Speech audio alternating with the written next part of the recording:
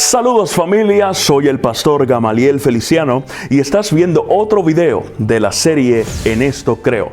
Una serie que tiene el propósito de presentar de una manera sencilla y general las creencias de los adventistas del séptimo día. Ya hemos estudiado la Biblia como la palabra de Dios, hemos estudiado la deidad, el Padre, y en el día de hoy vamos a hablar un poco acerca de Dios el Hijo.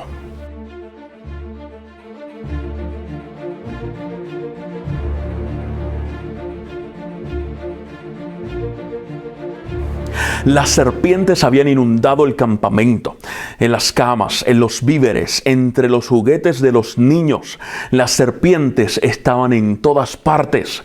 Y en su desesperación, el pueblo de Israel va donde Moisés para pedirle que les ayudara. La Biblia dice que Moisés oró y Dios le indicó que construyera una serpiente y la colocara alta sobre un asta. Moisés así lo hizo, y cuando los israelitas eran mordidos, bastaba con que miraran a esa serpiente de bronce y eran sanos.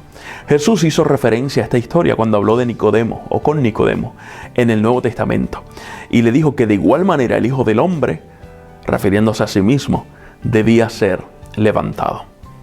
Es interesante la imagen que Dios escogió para ilustrarle al pueblo de Israel y a nosotros hoy día nuestra necesidad de salvación y cómo Él hace provisión para que nuestra redención sea hecha.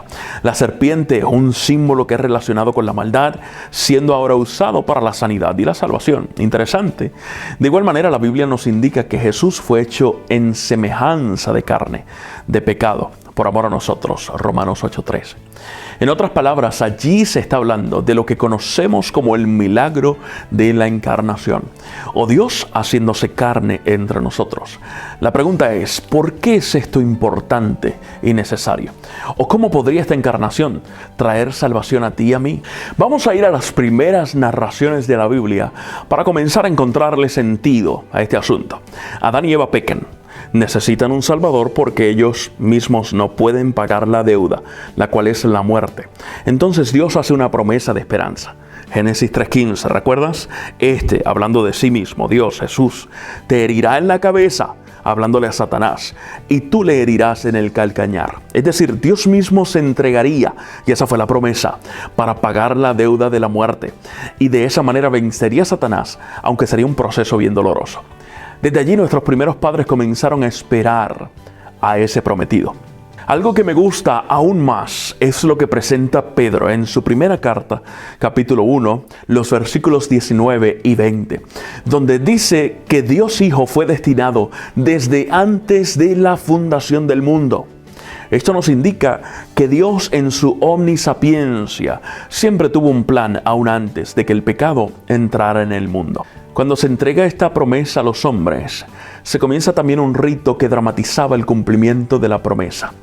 Cada cierto tiempo, y de esto hablaremos en detalle más adelante en otro video, se debía matar un corderito como señal de las consecuencias del pecado y de cuál era el pago. Es por esto que Pablo nos dice en Hebreos capítulo 9, 22, que sin derramamiento de sangre no hay remisión de pecados. Entonces el asunto del cordero comienza con Dios, Adán y Eva, se sigue desarrollando en la familia y luego entra el ministerio sacerdotal que también interviene. Y al llegar Jesús, se cumple la promesa y ahora no matamos más corderitos, porque el verdadero Cordero de Dios que quita el pecado del mundo ya murió y también resucitó. La Biblia está repleta de señales y predicciones acerca del Mesías. Jesús mismo en repetidas ocasiones señalaba cómo profecías específicas se cumplían en él. No obstante, en mi opinión, la profecía más impactante con respecto a la llegada del Mesías y su muerte la encontramos en Daniel capítulo 9. Ustedes recordarán la historia de Daniel. Daniel estaba cautivo o en cautiverio en Babilonia y cerca del fin de los 70 años de ese cautiverio, él recibe una revelación de Dios. Capítulo 9 de Daniel. En el versículo 25 nos indica cuándo el Mesías habría de llegar. Dice que el Mesías habría de aparecer en 7 semanas y 62 semanas, o sea 69 semanas a partir de la salida de la orden para restaurar y edificar a Jerusalén. En el versículo 26 él añade y dice que después de esas 69 semanas se le quitaría la vida al Mesías y con esto cesaría el sacrificio y la ofrenda. Versículo 27. Ok, vamos a hacer una pequeña pausa aquí porque deseo que entiendan bien. Roberto, ¿estás atendiendo? Muy bien, ok, estamos listos. Hasta aquí hemos visto que Daniel predijo que el Mesías llegaría en 69 semanas a partir de la salida de la orden para restaurar a Jerusalén. 69 semanas, recuérdalo bien.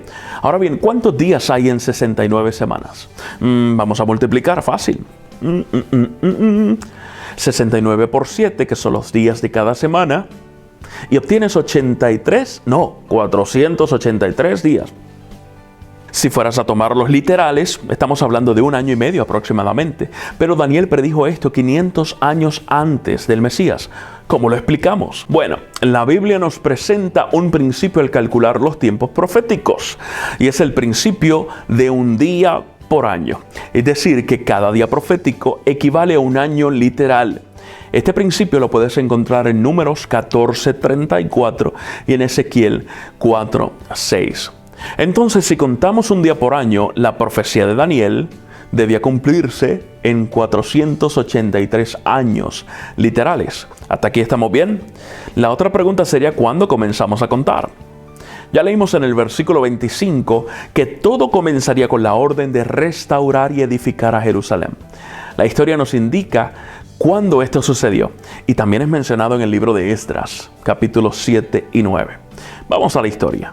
Daniel estaba en cautiverio en Babilonia. Nabucodonosor tiene un sueño, sueña con la estatua.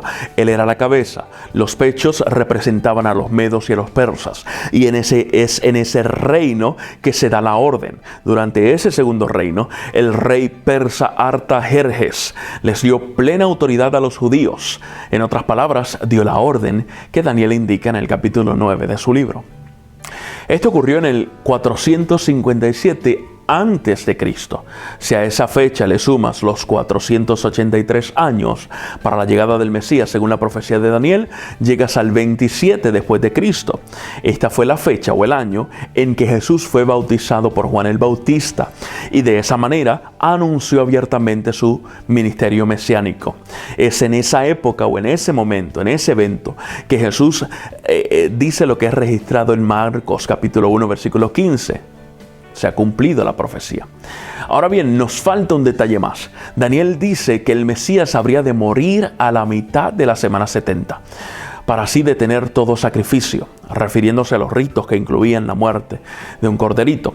Cuando decimos la mitad de la semana, estamos hablando de 3.5 días, 3 días y medio, o en tiempo literal, 3 años y medio. Y Jesús es crucificado en el 31, justo 3 años y medio después de su bautismo. Fue cuando el velo se desgarró, según la Biblia, en Mateo 25:51, indicando que el sacrificio había cesado. Esto fue confirmado cuando Jesús resucita en el domingo. Hay mucho más que hablar de Dios Hijo, así que estaré dedicando nuestro próximo video a hablar de las dos naturalezas de Jesús, la evidencia de estas en la Biblia, por qué era importante que esto sucediera de esa manera y cuál es la función que Jesús está desempeñando en estos momentos. Así que nos veremos en la próxima.